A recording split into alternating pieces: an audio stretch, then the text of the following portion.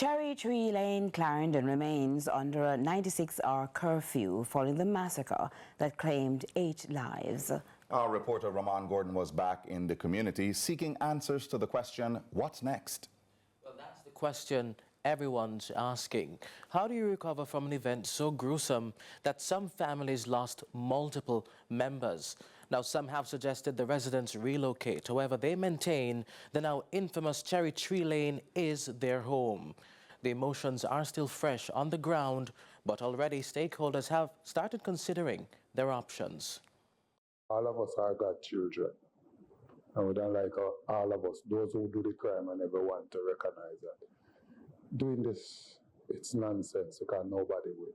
With at least 33 of the 96-hour curfew now completed, Cherry Tree Lane and the surrounding areas remain under lockdown following the brutal Sunday massacre that claimed 8 lives in Clarendon.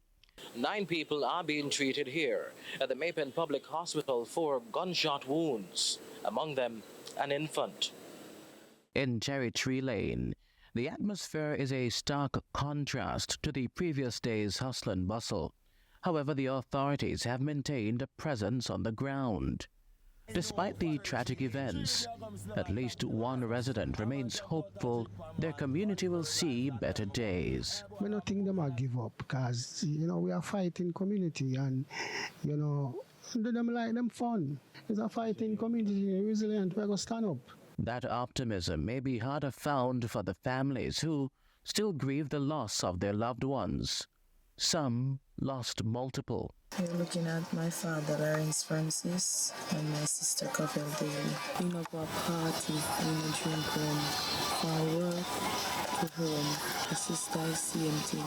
Are you thinking about possibly leaving the community? Are you fearful for your life? I'm fearful, but I can't leave my community. This is where my mother buy her land. My mom's house is just up there. My grandchildren, they are born here. I can't leave. This is my home. Support has already started to mobilize for the affected families. The top priority, recovery.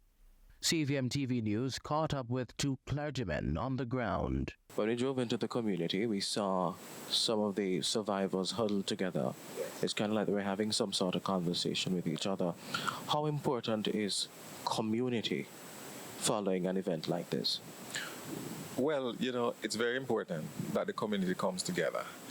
And community does not necessarily only mean resident of Cherry Tree Lane. A lot of work is to be done, I can say that, a lot of work.